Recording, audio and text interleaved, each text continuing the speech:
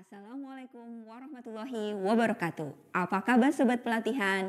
Bertemu dengan saya Nini Uswatun Fadilah, Widya Iswara Balai Diklat Keagamaan Denpasar. Sobat pelatihan, pada mata pelatihan ini kita akan membahas bersama pengenalan artificial intelligence dalam pembelajaran. Adapun tujuan pembelajarannya adalah sobat pelatihan mampu yang pertama menjelaskan tentang pengertian dari artificial intelligence. Yang kedua, mengetahui manfaat artificial intelligence dalam pembelajaran. Dan yang ketiga, sobat pelatihan mampu menjelaskan etika dan tanggung jawab pemanfaatan AI dalam pembelajaran. Sobat pelatihan, mata pelatihan ini akan kami sajikan menjadi 2 video pembelajaran. Pada video pertama ini, kita akan membahas bersama pengertian, ruang lingkup, dan peranan AI dalam pendidikan. Mari simak video ini. Sobat pelatihan, akhir-akhir ini kita sering mendengar istilah AI diperbincangkan. Lalu, apa itu sebenarnya AI? Apakah sebuah tool, program, atau aplikasi? AI atau sering disebut dengan kecerdasan buatan, artificial intelligence adalah suatu cabang ilmu komputer yang mempelajari bagaimana cara membuat mesin atau komputer dapat bertindak selayaknya manusia, yakni berpikir, bertindak, dan mengambil keputusan. Sistem yang berpikir seperti manusia, sistem yang berpikir secara rasional, sistem yang bertindak seperti manusia, sistem yang bertindak secara rasional. Manusia belajar dari pengalamannya. Cara AI belajar kurang lebih caranya sama, yakni menggabungkan berbagai data dengan waktu yang sangat cepat. Data yang digabungkan ini berupa input voice, teks, gestur, dan lain sebagainya. Lalu data tersebut diolah secara berulang menggunakan algoritma. Disesuaikan, dicocokkan. Ini dengan ini cocok nggak? Dengan ini sesuai dengan tidak. Sehingga perangkat lunak sangat mungkin untuk mengenali pola-pola otomatis dari data. Contohnya sobat pelatihan, misalkan saya mempassword nih laptop saya menggunakan face recognition. Maka laptop tersebut baru akan terbuka ketika mencocokkan wajah dengan saya. Jadi masukan yang ada dari input data awal itu akan dicocokkan oleh AI. Cocok tidak ini dengan data masukan awalnya. Ketika cocok, maka oke, dia akan terbuka. Sobat pelatihan, tanpa kita sadari, AI itu sebenarnya sudah ada di sekitar kita.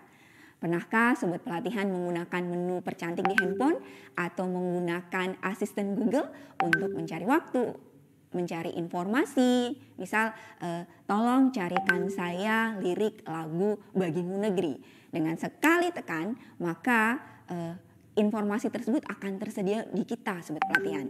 Nah, dari mana dia tahu kita berkata apa? Ini adalah AI, yaitu Natural Language Processing dan Speech, yang membedakan audio, suara yang kita ucapkan untuk bisa dimengerti oleh komputer dengan mengubahnya menjadi teks. Begitu juga sebaliknya.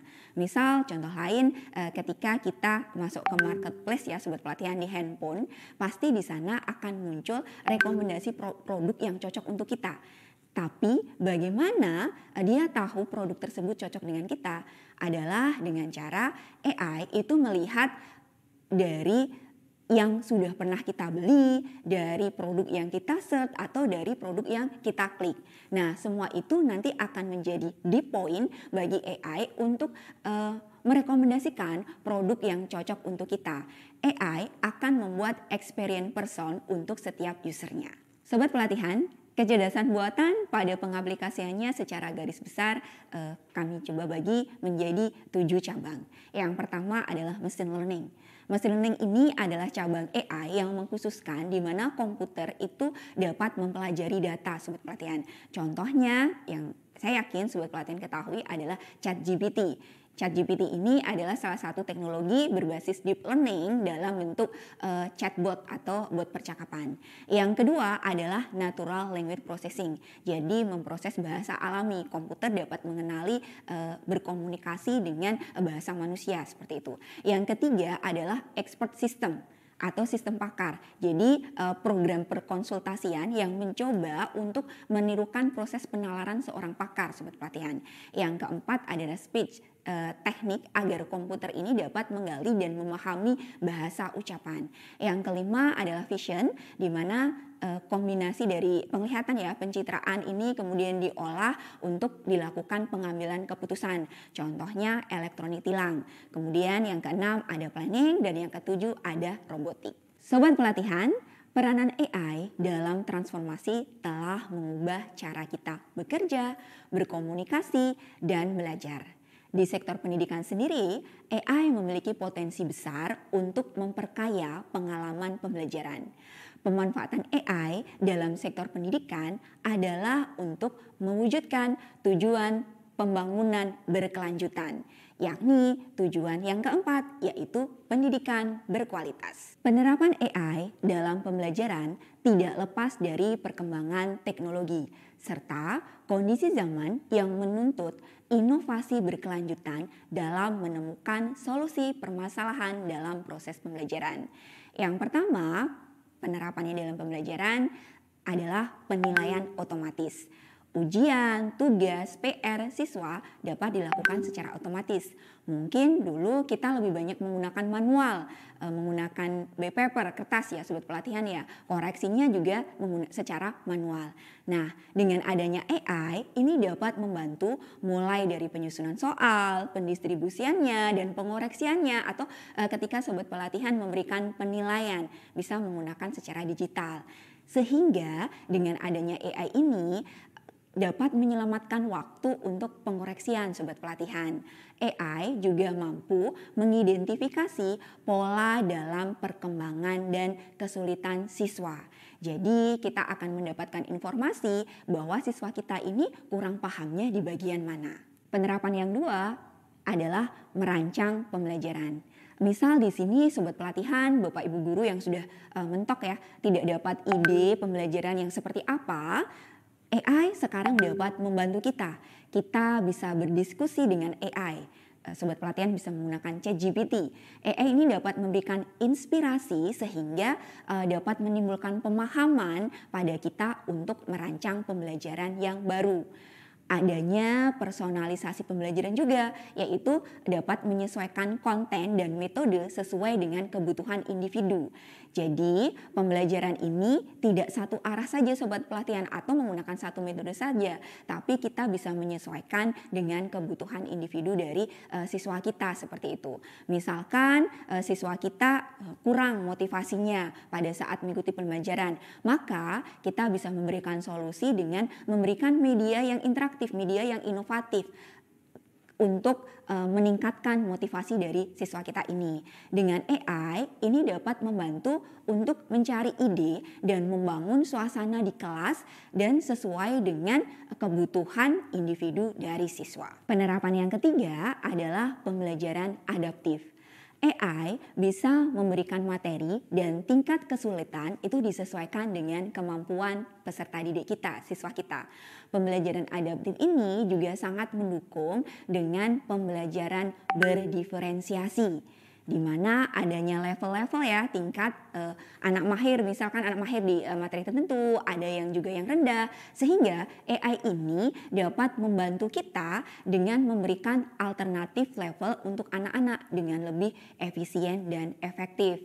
Karena jika kita merancang sendiri untuk soal-soal ini akan menghabiskan banyak waktu. Misal dengan menggunakan seperti quizzes atau kelas poin, sobat pelatihan di sana sudah ada fitur AI yang dapat membantu terkait dengan level atau tingkat kesulitan dari soal. Dengan taksonomi belum juga sobat pelatihan. Kemudian yang keempat, penerapannya itu dapat penggunaan chatbot, di mana dengan menggunakan chatbot ini bisa merespon pertanyaan umum dan dari siswa maupun orang tua.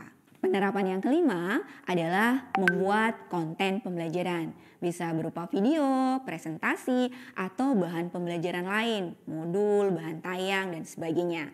Misal terkait dengan produksi video, kadang kita membuat PPT-nya sendiri, merekam sendiri, membuat voice over-nya sendiri, mengedit sendiri. Nah, ini kan bakalan memakan waktu yang lama ya sobat pelatihan ya. Maka dengan bantuan AI ini kita bisa lebih cepat. Kita bisa menggunakan misal Pictory ya, di situ kita tinggal menuliskan saja, memberikan instruksi untuk terkait dengan materi yang akan kita sajikan, kemudian nanti langsung akan dikonversi menjadi video yang kita inginkan. Selain video, ada modul teks bacaan juga bisa dibantu dengan menggunakan AI ini. Jadi akan sangat lebih efisien. Kemudian yang keenam adalah terkait dengan analisis kinerja siswa. Dengan menggunakan bantuan AI, kita dapat melihat kemajuan akademik dari siswa kita, kehadirannya, dan terkait dengan kemampuan siswa kita sobat pelatihan. Macam-macam tool ya yang bisa sobat pelatihan gunakan. Di sini saya tampilkan, contohkan saja, sebenarnya masih banyak yang lain ya, ada 6 ya sobat pelatihan. Yang pertama ChatGPT. ChatGPT ini nanti tanggapannya cepat dan akurat, kita bisa membuat modul, kemudian sobat pelatihan bisa menanyakan apapun di sana. Kemudian yang kedua adalah Canva. Canva ini bisa kita gunakan untuk presentasi, video, text to picture, kemudian gambar yang dapat diubah langsung ke video dengan kita memasukkan teksnya. Kemudian yang ketiga ada Quizizz, sebuah game interaktif di mana di sana ada tool AI-nya yang bisa digunakan untuk mempercepat dalam pembuatan soal ya. Kemudian ada Tomy yaitu PPT praktis bergambar menarik. Ada Pictory ini untuk pembuatan video pembelajaran. Ada juga di ID ya, yang mana nanti tag ke video bisa digunakan sebagai video pembelajaran. Sobat pelatihan, demikian tadi pembahasan kita bersama mengenai pengertian AI, ruang lingkup, dan penerapannya pada pembelajaran. Subpokok bahasan manfaat, tantangan, dan etika penggunaan AI dalam pembelajaran akan kami bahas pada video selanjutnya. Terima kasih. Wassalamualaikum warahmatullahi wabarakatuh.